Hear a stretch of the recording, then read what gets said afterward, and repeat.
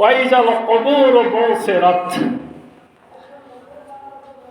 এটা হলো আল্লাহ বলছেন, এবং যখন কবরগুলোকে খুলে ফেলা হবে, কবরগুলোকে কি করা হবে? খুলে ফেলা হবে। বা কেউ কেউ শাব্দিক অর্থ করছেন উল্টায় ফেলা হবে। আমরা মনে করেন যে বাড়িতে একটা বড় বাক্স, অনেক কিছু আমরা রেখেছিলাম।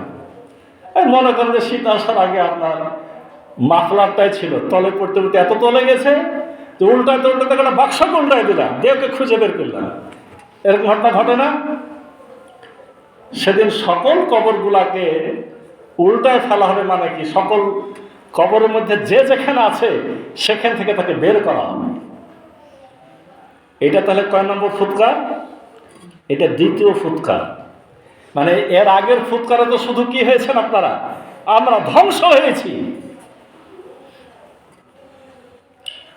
কবর বিষয়ে যারা বিজ্ঞান এবং ইসলাম দুটো বিষয়ে জ্ঞান রাখছেন, সেরকম চিন্তাবিদগণ একটা গুরুত্বপূর্ণ কথা ইদানিংকালে, আগে আমরাও শুনি না, তারা বলছেন, এবং সেগুলোকে অস্বীকারের কোনো সুযোগ নাই। বিজ্ঞানটা কিন্তু আল্লাহরই দান। হ্যাঁ, কোনো বিজ্ঞানের সূত্র যদি দেখি সরাসরি কোরআন হাদিসের বিপক্ষে যাচ্ছে, তখন আমরা মেনে নিব যে ওই বিজ্ঞান এখনো জাগা মতো জ্ঞান হাসিল করতে পারেনি। কিন্তু 95% বিজ্ঞান দেখবেন কি অবশ্যই কোরআনের সাথে মিলে। বরঞ্চ বিজ্ঞানের সাথে বাইবেলই মিলাতে পারে না, কারণ ওরা ওটাকে কি করেছে? নিজেরা নষ্ট করেছে। না, আমাদের কোরআন তো নষ্ট হয় না। দ্বিতীয় ফুৎকারে কবরগুলোকে খুলে ফেলা হবে।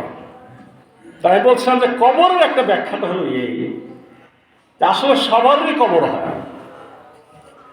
সবার যদি কবর নাই হবে, তাহলে কি খালি আযাব মুসলমানদের হবে? আর যারা আগুনে পোড়াই দিয়েছে, যারা আসমানে চলতে চলতে মধ্যাকর্ষণ শক্তির ওপরে থাকার কারণে দুনিয়া তার পড়েনি, না বিমান ধ্বংস হয়ে আসমানে উড়ে বেড়াচ্ছে, এটা আপনারা বুঝেন তো? একটা মাত্রার উপরে যাওয়ার পরে যদি ওখানে কিছু ঘটে, ও কিন্তু নিচে আর পড়ে না, ও আসমানে থাকে। যারা নদীর মধ্যে ডুবে গেছে, যদি এইভাবে যায় তাহলে তো মনে হবে যে কবর বলতে খালি মুসলমান আর মুসলমান আযাব পাবে, আর বিধর্মীরা আযাব। তো ওরা খবর দেয়, ওরা জানে গেছে কেন? এখানে যে কবরের কথা বলা হয়েছে, আসল কবরের কথা বলা হয়েছে। এবং মিনহা খালাকনাকুম ওয়া ফিহা নুঈদুকুম ওয়া মিনহা নুখরিজুকুম তারাতান উখরা। এই আয়াতের সাথে মিলে যায়, এই ঘটনার সাথে মিলে যায় যে আবার তোমাকে মিনহা খালাকনাকুম, যেখান থেকে তোমাকে সৃষ্টি করেছি, ওখান থেকে আবার কি করবো? অনুখরিজুকুম, ওখান থেকে আবার বের করব। যেখান থেকে তৈরি করেছিলাম সেখানেই প্রথিত করেছি, ওখান থেকে আবার বের করব। এটা মিলবে আসলে এই সিঙ্গার ফুৎকারের পরে। একটু চিন্তা করেন, আসল কবর ওটা। এগুলো কবর নামে তা বলছি না, কিন্তু কোরআনের দৃষ্টিতে যে কবর এবং আয়াতের সাথে মিলাতে হলে ওই কবরের চিন্তা করতে হবে। মানে যখন ইসরাফিল প্রথম সিংহায় ফুৎকার দেওয়া শুরু করলো, এই সিংহায় ফুৎকার হওয়ার কারণে সকল কিছু অণু পরমাণু ঘুরতে ঘুরতে ঘুরতে ঘুরতে ঘুরতে রব্বুল আলামিন যাকে যে মাটি থেকে তৈরি করেছিল, খুব খেয়াল করেন, যাকে যে জায়গার মাটি থেকে তৈরি করেছিল ওই জায়গার মাটিতে এসে সেই জায়গাতে সে প্রথমে কি হবে? অবস্থান করবে। আপনি ইমাম হোসেনের কথা শোনেন না কেন? তার দেহ কিন্তু ছিল কুফাতে, আর মাথা নিয়ে যাওয়া হয়েছিল সিরিয়াতে। সিরিয়াতে মাথার কবর আছে, আর দেহটা কবর আছে কোথায়? কোথায়? কুফাতে। তাহলে কি হলো? তার কবরটা কোনটা? কোনটাকে কবর বলবেন আপনি?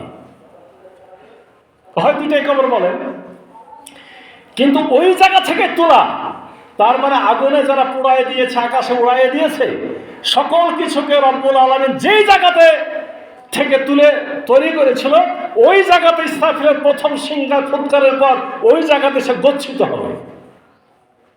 সবাই যখন মরে শেষ হয়ে গেল, এবার রব্বুল আলামিন ইসরাফিলকে বললেন, এবার তুমি দ্বিতীয় ফুৎকার দাও।